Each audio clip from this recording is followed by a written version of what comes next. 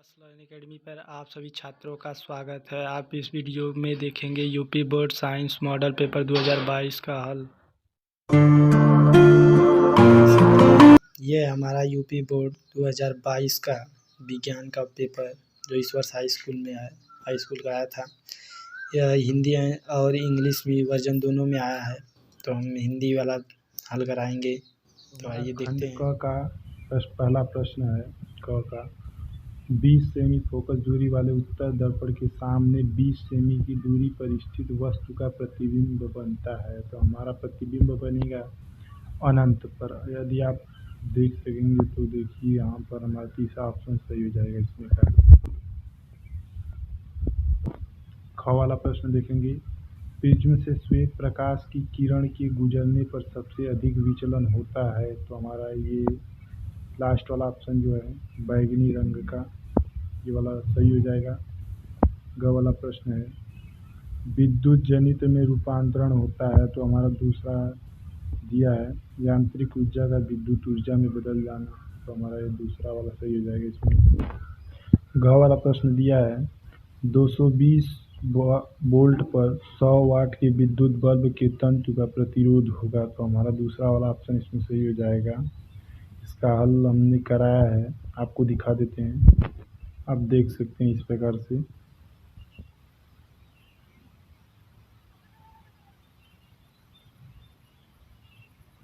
तो हमारा उसमें का आंसर आया है 484 ओम। अगला प्रश्न दूसरे का क वाला देखेंगे। अवतल दर्पण के किन्हीं दो उपयोग का वर्णन कीजिए। यहाँ पर आप देख सकते हैं अवतल दर्पण का उपयोग हमने लिखा है, 3 पॉइंट लिखे हैं। पेपर में 2 पॉइंट करना था तो आप लिख सकते हैं। सोलर कुकर में अवतल दर्पण का प्रयोग होता है। आँख कान एवं नाक के डॉक्टर द्वारा उपयोग में अवतल दर्पण का प्रयोग करते हैं। नाई लोग तीसरा पॉइंट है, नाई लोग जिस दर्पण का प्रयोग करते हैं बाल दाढ़ी के लिए वे दर्पण अवतल होता है। दूसरा का हम ख वाला प्रश्न देखेंगे। दीर्घ दृष्टि दोष क्या है, इसका निवारण कैसे होता है। तो आइए हम देखते हैं। दीर्घ दृष्टि को ही हम हाइपरमेट्रोपिया कहते हैं। तो इसका आप देख सकते हैं वह व्यक्ति दोष जिसके कारण कोई व्यक्ति दूर रखी वस्तु को स्पष्ट रूप से देख सकता है परंतु निकट वस्तु को स्पष्ट रूप से नहीं देख सकता, दूर दृष्टि दोष कहलाता है। इस स्थिति में प्रतिबिंब दृष्टिपटल के पीछे बनता है। निवारण दिया हमने, दूर दृष्टि दोष के लिए उत्तल लेंस का प्रयोग किया जाता है। दूसरा का ग वाला प्रश्न है। उत्तल लेंस द्वारा आवर्धित प्रतिबिंब बनने की क्रिया को किरण आरेख में दर्शाइए। उत्तल लेंस द्वारा यह प्रतिबिंब आवर्धित बना है। अगला प्रश्न तीसरा का क वाला। 2 ओम 3 ओम तथा 4 ओम के प्रतिरोध के समांतर क्रम में जोड़ा जाता है। इस संयोजन को 24 वोल्ट की बैटरी से जोड़ा जाता है। बैटरी से संयोजन में प्रवाहित धारा की गणना कीजिए। तो सबसे पहले हम इसका चित्र देखेंगे। यहाँ पर हमने चित्र को बना दिया है, तो आप सभी देख सकते हैं इसको। तो हम तीसरे का क वाले प्रश्न को हल कर देते हैं। तो आप सभी देख सकते हैं हमने हल किया है। R1 बराबर 2 ओम, R2 बराबर 3 ओम, R3 बराबर 4 ओम। समांतर क्रम के लिए सूत्र होता है हमारा 1/R बराबर 1/R1 plus 1/R2 plus 1/R3। तो यहाँ पर हमने किया है 1/R इज इक्वल टू 1/2, 1/3, 1/4। यहाँ पर देखेंगे 1/R बराबर इसका हमने एलसीएम लिया तो हमारा 12 आया। तो इसका 2 छक्के 12 हमने 6 लिखा, 3 चौके 12 तो हमने 4 लिखा, 4 तिहाई 12 तो हमने 3 लिखा। यहाँ पर वो 1/R बराबर 13/12 तो हमारा R का मान 12/13 ओम। आगे देखेंगे हमारा दिया है V बराबर 24 वोल्ट, तो V बराबर IR1, V बराबर IR2 तथा V बराबर IR3 का मान। तो यहाँ पर हम देखेंगे V का मान 24 रखा है बराबर I1 यहाँ पर लिखेंगे I1 इंटू 2 ओम जो हमारा है R1 का मान है, यहाँ रख दिए तो I1 बराबर 24/2 हो जाएगा। तो हमारा I1 बराबर 12 एम्पीयर की धारा। अब हम V बराबर I2 R2 का मान देखेंगे, जो इस प्रकार से होगा। V बराबर I2 R2, तो 24 बराबर I2 इंटू R2 का मान 3, तो I2 बराबर 24/3, तो I2 का मान 8 आ गया। इसी प्रकार हम V बराबर I3 R3 का मान देखेंगे, तो 24 बराबर I3 इंटू 4, तो I3 is equal to 24/4, I3 बराबर 6। इससे हमारी भाग जाएंगे तो 6। तो हमने यहाँ पर लिखा है I1, I2, I3 बराबर 12, 8, 6 एम्पीयर की धारा वहाँ प्रवाहित होगी हमारी।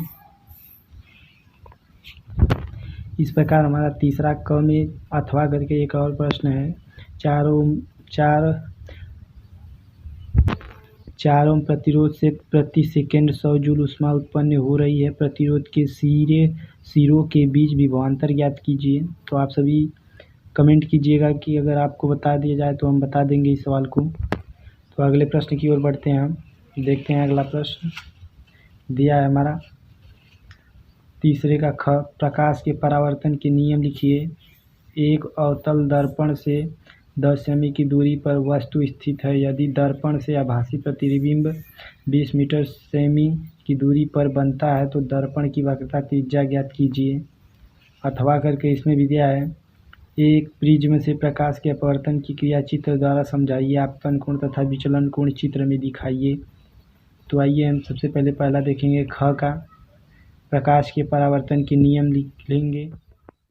परावर्तन के दो नियम हैं। परावर्तित किरण या विलंब तल के एक ही बिंदु पर रहते हैं। दूसरा नियम आपतन कोण परावर्तन कोण के बराबर होता है। आप देख सकते हैं I बराबर R। प्रश्न में यहाँ से एक अवतल दर्पण से सवाल दिया है, तो हम इसे हल कर दिखा देते हैं। आप सभी देख पा रहे होंगे कि तीसरे का ख का हमारा दिया है F बराबर 10 सेंटीमीटर, प्रतिबिंब बराबर 20 सेमी दूर जो आभासी प्रतिबिंब बनता है। तो हल हमने किया F बराबर R/2, R बराबर 2F, R बराबर 2 इंटू 10 जो हमारी फोकस दूरी है F, तो R बराबर 20 जो हमारा है इतनी दूरी पर प्रतिबिंब बनेगा तो हमारा वह प्रतिबिंब आभासी होगा। तो अगले प्रश्न की ओर बढ़ते हैं हम। आइए देखते हैं इसे। हमारा अगला प्रश्न है विद्युत मोटर का नामांकित आरेख बनाइए। इसका सिद्धांत तथा कार्यविधि स्पष्ट कीजिए। इसमें भी अथवा करके है। विद्युत चुंबकीय प्रेरण की घटना क्या है? दो समीप स्थिति कुंडली की सहायता से प्रेरित धारा उत्पन्न होने की क्रिया समझाइए। तो हम सबसे पहले देखेंगे विद्युत मोटर का नामांकित आरेख बनाएंगे। तो मोटर का चित्र जो कि आप देख सकते हैं कुछ इस प्रकार से बनता है।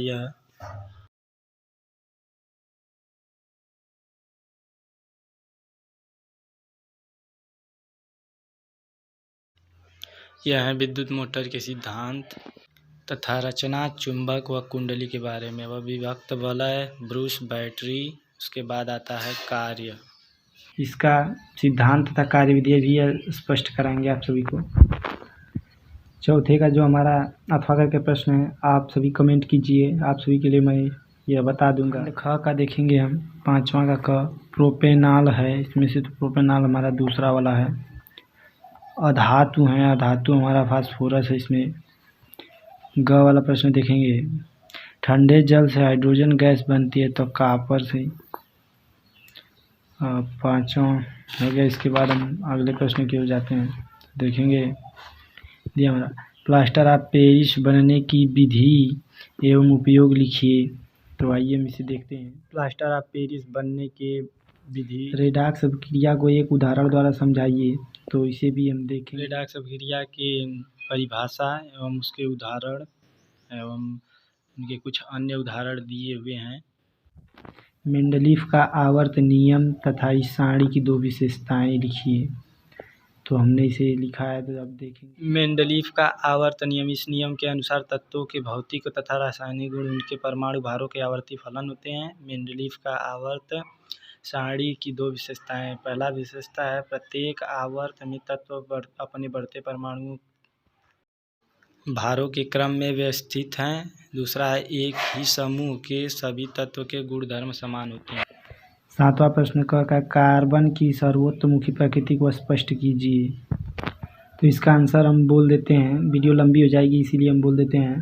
कार्बन प्रकृति का एक ऐसा तत्व है जिसमें सर्वाधिक बंध बनने की क्षमता होती है। कार्बन तत्व के अतिरिक्त यह गुण किसी तत्व में नहीं मिलता।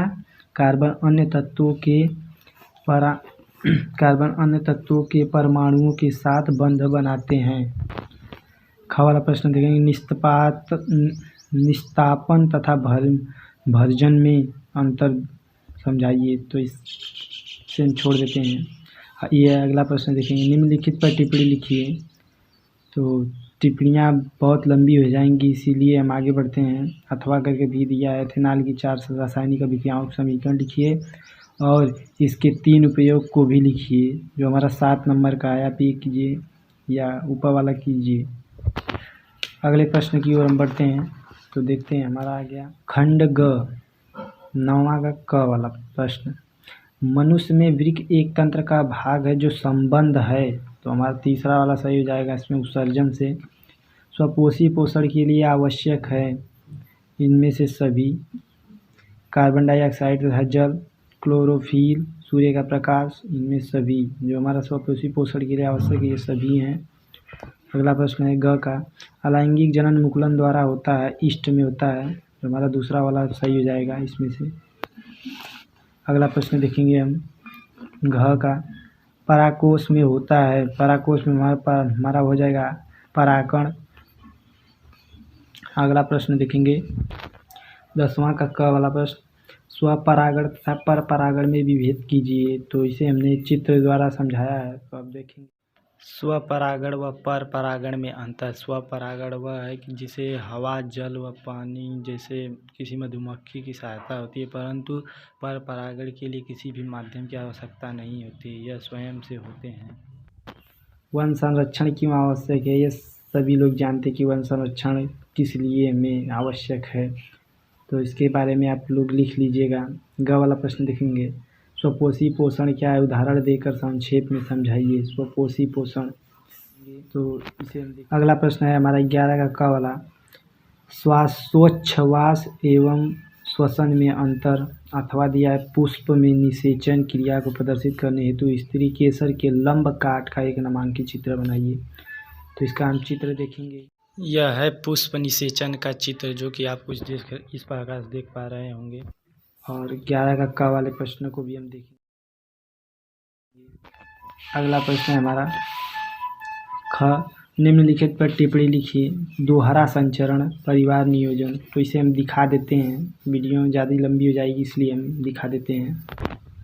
अगला प्रश्न है हमारा मेंडल के नियमों की एक एक उदाहरण सहित व्याख्या कीजिए। अथवा किन्हीं 2 पर संक्षिप्त टिप्पणी लिखिए। ये अथवा में प्रश्न है। तो हमारे तीन टॉपिक दिए, तो इस पर आप किसी 2 पर लिख सकते हैं। तो हमने परागण बताया था पहले वाले में, तो उसका चित्र होगा इस प्रकार। या हमारा पेपर समाप्त। इसी प्रकार की वीडियो देखने के लिए हमारे चैनल को सब्सक्राइब कीजिए। यस लर्न एकेडमी को सब्सक्राइब कीजिए और बेल आइकन प्रेस दबाना।